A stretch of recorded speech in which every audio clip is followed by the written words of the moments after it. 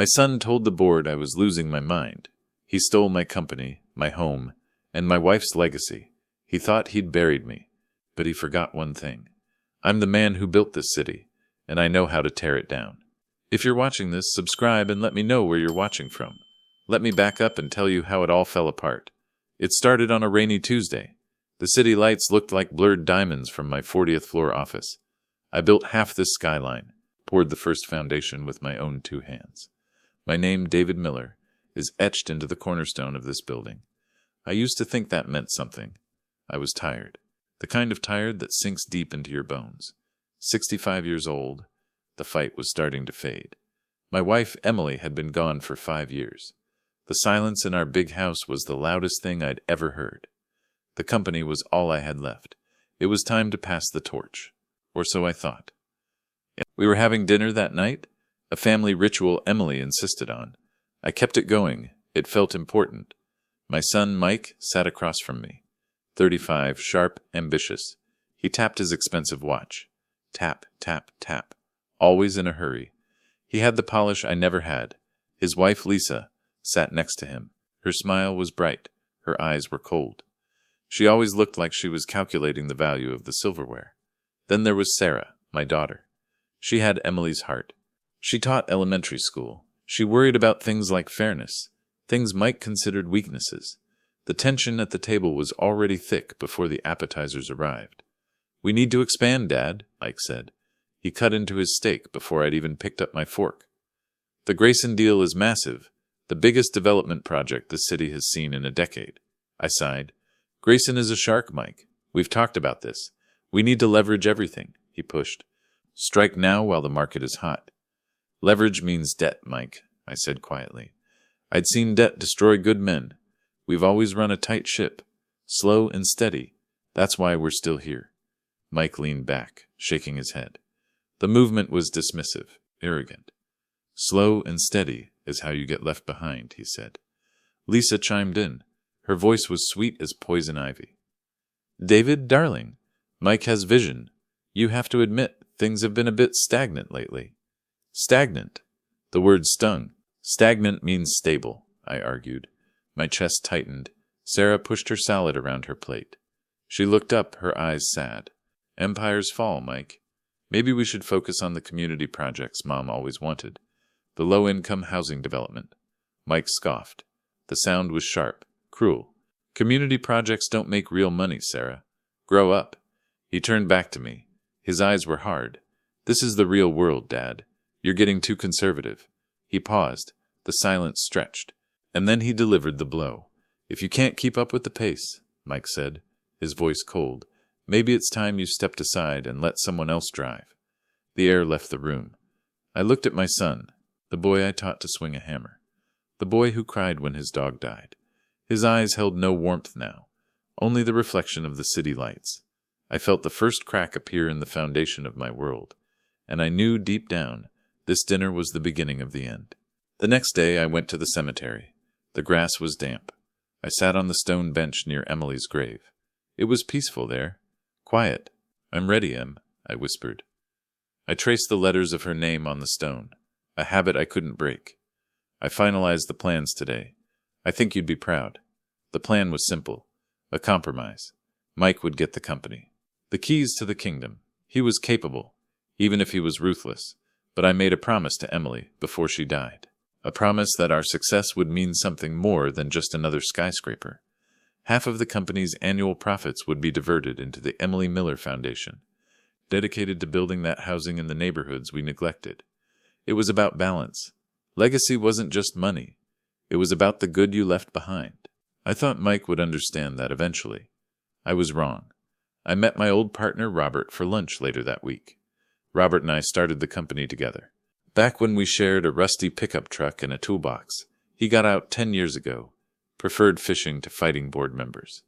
He stirred his coffee, clink, clink, clink, endlessly. His hair was white, but his eyes were still sharp. "So you're finally doing it? Giving Mike the reins?" Robert asked. "I have to. It's time," I said. "But I'm also setting up the foundation for Emily. It's ironclad. It protects her dream."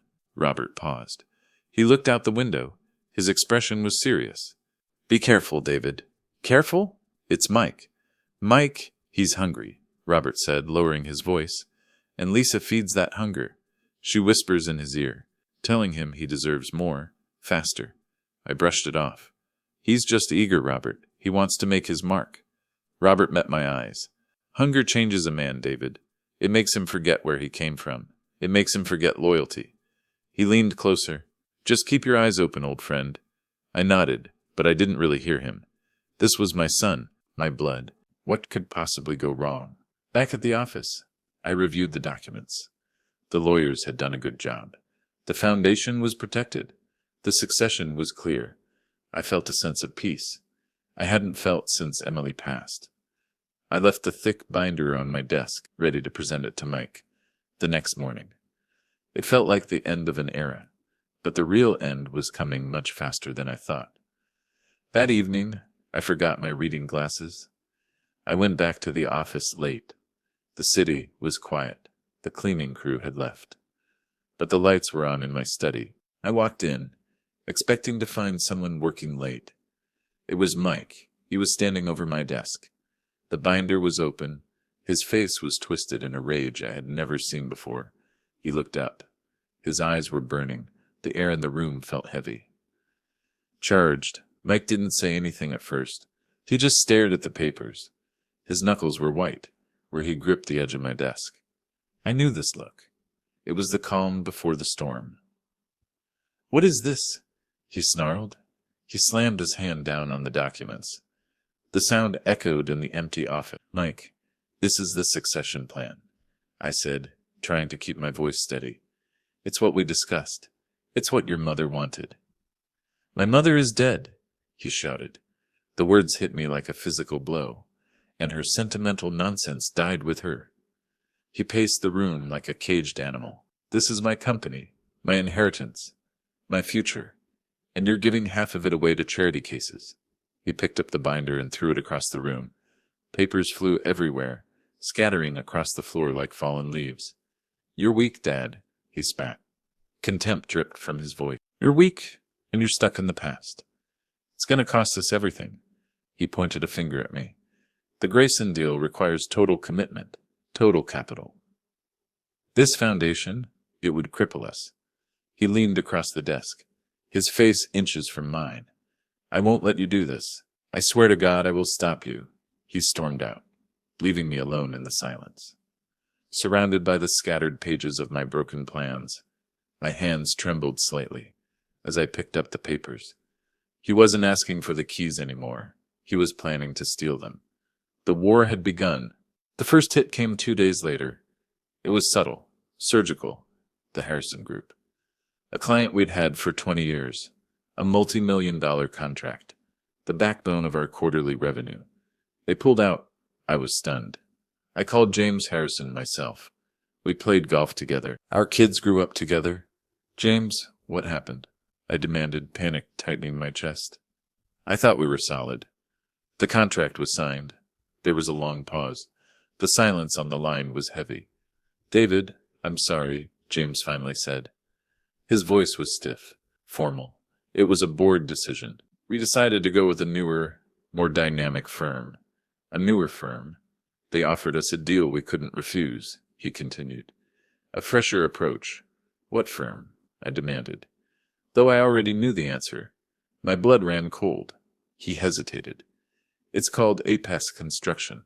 They came highly recommended." I hung up the phone. My hands were shaking. Apex Construction. I had never heard of it. A quick search online told me everything I needed to know. The CEO was Michael Miller. The realization hit me hard. Mike wasn't just opposing the foundation. He was actively stealing the company. Piece by piece, he wasn't just arguing about the future anymore. He was sabotaging the business I built from nothing. How could I fight my own son without destroying the legacy I was trying to protect? But that wasn't the worst part. The real betrayal was still waiting in the shadows. I confronted him that afternoon. I found him in his office. It was already half-packed. He was leaving Miller Construction to run Apex full-time. Lisa was there. measuring the windows for new drapes in what used to be my company's office wing, as if they already owned the place. She smiled when she saw me, that bright, cold smile. OPEX construction, Mike? My voice trembled with anger and disbelief. You stole the Harrison contract. You used insider information. Mike didn't even look up from his laptop. He was calm, composed. As if we were discussing the weather. I didn't steal anything, Dad, he said smoothly. I presented a better offer. It's just business. Business. I shouted, This is my company. This is your family. And you're running it into the ground, he said calmly. He looked up. His expression was almost pitying. It was worse than the anger. Dad, you're tired. You're slipping. Then he twisted the knife. You actually approved the Harrison transfer yourself last week, Mike said, his voice dripping with fake concern. Don't you remember? I stared at him. The room spun slightly. That's a lie. I never signed anything. My heart hammered against my ribs. What was he talking about? Lisa turned from the window. Her eyes were wide. No, David, he's right. Her voice was soft, gentle. The way you talk to a confused child. You signed the paperwork right here, she said, pointing to his desk. I witnessed it. You said you wanted Mike to handle the transition smoothly, to start taking over the major accounts. She stepped closer, too close. We were both worried about you, David. You've seemed so confused lately. Confused. Doubt crept in, insidious, paralyzing. Had I forgotten? Was I really losing my grip? They were so convincing, so calm, their lies smooth and practiced. I felt cornered, unsure if I could even trust my own mind. I backed out of the room. Their words echoed in my head, confused, slipping, worried. The ground felt unsteady beneath my feet. I needed air. I needed clarity. They weren't just trying to steal the company. They were trying to steal my reality. I called Sarah. Something is wrong, I told her. My voice shook. Something is very wrong with Mike. With everything. Sarah didn't hesitate. She came straight to the office. I told her about the Harrison contract, about Mike's gaslighting, about the unsettling feeling that I was being pushed into a corner. He's pushing you out, Dad, she said. Her voice was tight with anger. She had always been protective of me, especially since Emily died. He's trying to make you look incompetent. Why? So he can take control before the foundation is established, she said, her eyes blazing. He wants it all. But how? The board trusts me. I built this company. We need proof, Dad, Sarah said. Determination hardened her features. She looked so much like her mother in that moment. We need to find out what he's really doing, and we need to stop him. Sarah started digging. She wasn't a businesswoman, but she was smart. Meticulous. She started looking through the company financials, the recent transactions, the expense reports. She was looking for the cracks in Mike's facade, and she found them. But first, the cracks found me. Mike's campaign escalated. It was subtle at first. Employees I had known for decades started avoiding me in the hallways. Meetings were canceled without my knowledge. Whispers followed me everywhere. He's losing it. He forgot the quarterly projections. Mike has to step in to save the company. It was a slow poisoning, and it was working. I tried to find solace in routine. I met John, my oldest foreman, for our weekly beer. John was a man of few words. His loyalty was absolute. He was the heart of the company, the man who actually built the buildings. We sat at the bar. The atmosphere was heavy. John stared into his beer. Heard Mike got a new car, John said, his voice rough. I frowned. A new car? Yeah, a fancy Italian sports car. Bright red, John spat the words out. Must be nice to be the boss's son. Huh? Spending money before he even earns it. I froze. A new sports car. Mike was already spending the profits from the Harrison deal. The deal he stole from me. He was reckless. Arrogant. John's innocent comment twisted the knife. It wasn't just about the company anymore. It was about Mike's character. He was greedy, entitled, acting without integrity. I realized with a sickening certainty that I didn't even know my son anymore. I had raised a stranger. I left the bar early, The image of that red sports car burned in my mind. It symbolized everything that was wrong. I thought that was the lowest point. I was wrong. 2 days later, Sarah called me. Her voice was trembling. "Dad, you need to come to the office." "Now, I found something." When I got there, she was waiting in my study. Her face was pale. She handed me a stack of printed emails. They were between Mike and Lisa. Emails detailing their plan, step by step. How they formed Apex Construction in secret. How they bribed James Harrison's board members to secure the contract. How they planned to bleed Miller Construction dry. Poaching all the profitable contracts, taking the assets, forcing me out. It was all there, in black and white. My son's betrayal. And then I saw the worst part. A message from Lisa, cold, calculating. "Don't worry about your father. Once we have control, the board will see he's incompetent." I kept reading. My breath caught in my throat. "We'll make sure he's taken care of. A nice, quiet retirement home. The kind where they lock the doors at night. He won't be able to interfere anymore. Lock the doors at night." The betrayal was complete. It wasn't just greed. It was malice. They were planning to imprison me, to silence me, to erase me from the life I had built. My heart shattered. The pain was so intense, I couldn't breathe. My own son planning my destruction. If this story is keeping you hooked, drop a like. It was that moment, reading those words, that the man I used to be died, and a colder, harder man took his place. I had to fight back, not just for the company, but for my freedom, for my survival. I walked into Mike's office. He was on the phone, laughing, probably celebrating his victory. He hung up when he saw my face. The smile vanished. "Dad, what's wrong? You look like you've seen a ghost." I threw the emails on his desk, the papers scattered across the polished surface. "It's over, Mike," I said. My voice was cold, dead. "I know everything. Apex. The bribes. The retirement home." His face hardened. The mask dropped. He didn't deny it. He didn't apologize. He just stood up, his eyes blazing with defiance. "Good," he spat. "Then you know I'm not messing around. I told you I would stop you." "Why?" I whispered. The word caught in my throat. "Why are you doing this?" "I was giving you the company." "You were giving me a crippled company," he shouted. He slammed his fist on the desk. "Shackled by your outdated morals, by your obsession with Mom's memory." He paced the room, his anger filling the space. "The world has changed. Dad, it's dog eat dog, and I intend to be the one doing the eating." He stopped, pointing at me. "I'm tired of being in your shadow. I want to build my own empire." He leaned across the desk, his voice low. "Dangerous. Here's the deal. You retire now. Quietly. You sign everything over to me. The company, the assets, everything. You cancel the foundation.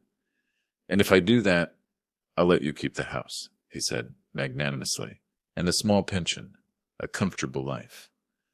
And if I don't," he smiled. A slow, cruel smile. "If you fight me, I will burn it all down. I will destroy you. I will leave you with nothing." He paused, savoring the words. "And I will still put you in that retirement home." The ultimatum hung in the air, heavy, suffocating. I could give in, save myself, live the rest of my life in shame, knowing I had let Emily down, knowing I had let my son become a monster. Or I could fight, risk everything, expose the truth. I looked at my son, this stranger wearing a familiar face. I had my answer. I walked out without a word. I would fight, but I didn't know yet that the fight was already lost. Mike was faster and more ruthless than I ever imagined. He had learned from the best, but he had twisted the lessons into something dark and cruel. The next morning, I received a notice from the company lawyers. Mike had called an emergency board meeting. Friday, the purpose to challenge my competency and force a vote of no confidence. He was making his move. The final checkmate. I started preparing my defense, gathering the evidence of his betrayal, the emails, the financials. Sarah and Robert worked tirelessly by my side. Robert was horrified by Mike's actions. He was fully committed to helping. We thought we had a chance. We thought the truth would prevail, but then the final blow came, and it came from a place I never expected. I was at the bank, trying to secure a line of credit, to cover the losses from the Harrison contract, to keep the company afloat while we fought. The bank manager, Mr. Avery, was a man I had known for years. He looked uncomfortable. He avoided my eyes. "David, I'm sorry," Avery said, shuffling papers on his desk. "But we can't approve the loan." "Why not?" I demanded. "The company is solid. We have the assets." He slid a document across the desk. His hand trembled slightly. "Your existing liabilities are too high," he said, his voice barely a whisper. "The collateral used for the Apex startup loan is already leveraged to the hilt." I stared at the paper. It was a loan agreement for Apex Construction, secured by the Miller family home, the house Emily and I built together, the house where my children were born, the house where Emily died, and the signature at the bottom was mine. Then I remembered, years ago, when Mike first joined the company, I had granted him power of attorney to handle things when I was traveling, to sign documents in an emergency. I trusted him. I trusted my son. The realization paralyzed me. I wasn't just losing the company. I was losing my home, Emily's home. Mike had taken everything. He had used my love, my trust as a weapon against me. He had left me with nothing to fight with. I was utterly defeated before the battle had even begun. The air in the boardroom was icy. The long mahogany table reflected the gray sky outside. The board members, men I had mentored, men I considered friends. They sat in silence, avoiding my gaze. Their faces were masks of discomfort and fear. Mike sat at the head of the table, confident, relaxed. He looked like he belonged there. Lisa sat beside him, a smug smile playing on her lips. She had won. Sarah sat next to me. Her hand gripped mine under the table. Her touch was the only warmth in the room. The meeting began. Mike presented his case. It was slick, professional, and utterly devastating. Charts showing the company's declining profits he had stolen. Emails highlighting my supposed confusion and forgetfulness, lies he had fabricated. And then the final piece of evidence. "We also have this," Mike said, his voice somber. He slid a blue folder across the table. "A medical report." I opened it. A report from a Dr. Chen, a doctor I had never met, paid for by Apex Construction. The diagnosis? Early onset cognitive decline. It was a masterpiece of fabrication. "It is with a heavy heart," Mike said, his voice dripping with fake sympathy, "that I must ask for a vote of no confidence." He looked around the table. "My father built this company. He is a legend, but he is no longer fit to lead it. We must protect the company. We must protect his legacy from himself." He sat down. The silence in the room screamed louder than any accusation. They believed him. They believed the lies. It was my turn. I stood up. My legs trembled. I looked at the faces around the table, faces I thought I knew. I saw fear, greed, betrayal. They were already bought. Mike had won. The evidence I had gathered, the proof of his fraud, the emails, the power of attorney abuse. It didn't matter. They saw a confused old man, just as Mike intended. I looked at Sarah. Her eyes were filled with tears, but she nodded encouragingly. She knew what I had to do. I couldn't save the company, but I could save the truth. I discarded my prepared defense. The folder with the evidence lay in front of me. I took a deep breath. "My son is right," I said. My voice was clear, steady. The room stilled. Mike's smile faltered. He looked confused. "I am not fit to lead this company," I continued, "because I have failed. I failed in the most important job I ever had." I looked straight at Mike. "I failed as a father. I failed to teach my son integrity," I said, my voice rising. "I failed to teach him that loyalty is more important than profit. I failed to teach him that a man's worth is not measured by the size of his bank account, but by the good he leaves behind." Mike's face turned red. He started to stand up. "This is inappropriate." Lisa put a hand on his arm, holding him back. Her eyes were wide with sudden fear. He says I am weak, I continued. My voice was fueled by a cold, clear anger, and he is right. I was weak enough to trust him. Weak enough to give him power of attorney. Weak enough to believe that my own son would never betray me. I paused, letting the words hang in the air. The board members shifted uncomfortably. But my weakness ends today. I picked up the folder. Not the defense. The evidence. The emails. The bribes. The fraud. You want the truth? Here it is. I threw the folder onto the table. The papers spilled out. Apex Construction is a fraud, I declared. Built on stolen contracts and bribery. The Harrison deal? Mike engineered it. He bribed the board. I pointed at the financial reports. The company's declining profits? Mike manipulated the books, bleeding us dry. And then I delivered the final blow. And that power of attorney? He used it to steal my home. He leveraged my house to fund his fraud. Chaos erupted. The board members shouted, demanding answers. Mike jumped to his feet, his face contorted in rage. He's lying. He's delusional. This is exactly what I was talking about.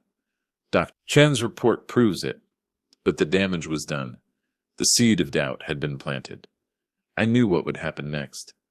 The board, fearing legal repercussions and public scandal, would have to investigate. The truth would come out. The company's reputation would be ruined. The stock would plummet. Miller Construction was dead. I had destroyed my life's work, but I had saved my soul. The vote was swift, unanimous. I was out. I placed my office keys on the table. I looked at Mike, the new king of the ashes. Congratulations, Mr. CEO. I said, you finally got what you wanted. You're finally out of my shadow. I walked out of the boardroom, Sarah by my side, leaving the silence and the ruins behind. The fallout was swift and brutal. The investigation into Miller Construction became front-page news. The scandal rocked the city. The company, already weakened by Mike's theft, collapsed under the weight of the revelations. Hickets were canceled. Employees lost their jobs. John the foreman lost his pension. The bank foreclosed on the house. Emily's house. I watched them put the sign up on the lawn. A cold wind blew, scattering the autumn leaves. It felt like the end of everything. Mike lost everything. Apex Construction vanished overnight, its assets seized by the authorities. His reputation was destroyed.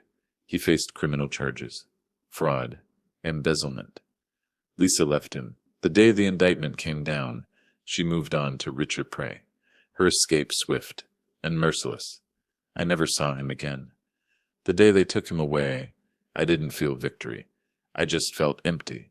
I moved into a small apartment across town. Sarah helped me pack the few belongings I had left. We worked in silence. The ghosts of the past haunted every corner of the empty house. The weight of the loss was crushing. Robert came by, his face etched with regret. He offered me money, help, anything. I accepted only his friendship. It was worth more than any empire. Weeks turned into months. I existed in a numb haze. The pain of the betrayal was a constant ache in my chest. I had lost my company, my home, my son. I had lost the woman I loved. I had nothing left. I was a failure. One night, I found myself walking aimlessly through the city. The rain was falling, cold and relentless, mirroring the storm inside me. I ended up at a 24-hour diner. The fluorescent lights buzzed overhead, a beacon in the darkness. I sat in a booth by the window, staring into a cup of cold coffee. The weight of my loss pressed down on me, suffocating me. I was 65 years old, alone, broken. It reached the end. The bell above the door jingled. A man walked in, shaking the rain off his coat. He was older than me, with kind eyes and a weathered face. He looked like he had seen his share of trouble. He looked around the empty diner, and then walked towards my booth. Mind if I join you? He asked. His voice was soft, gravelly. I nodded, too tired to protest. We sat in silence for a long time. He didn't ask questions. He didn't offer pity. He just sat there, a comforting presence in the emptiness of the night. It was a strange kind of peace. Finally he spoke, 7 words that changed everything.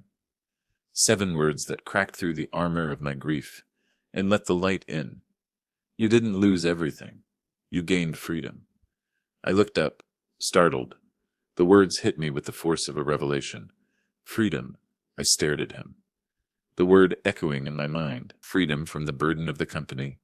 Freedom from the weight of expectation. Freedom from the toxic grip of my son's ambition. Freedom from the ghosts of the past. I had lost the empire, the kingdom of concrete and steel, but I still had time. Time to rebuild. Time to find peace. Time to honor Emily's memory, not with a grand foundation that could be stolen, but with a life lived with integrity, something that was truly mine. The stranger smiled. A slow, knowing smile. He stood up, leaving a $5 bill on the table. "Take care of yourself," he said, and then walked out into the rain. I watched him go, the neon lights reflecting in the wet pavement. I picked up the coffee cup, the warmth spreading through my hands. I was still here. I was still standing, and for the first time in a long time I felt a flicker of hope. The night I lost everything, a stranger gave me back my future, and I knew, with a certainty that settled deep in my soul, that I was finally truly free. Thanks for listening. Don't forget to subscribe and feel free to share your story in the comments. Your time matters.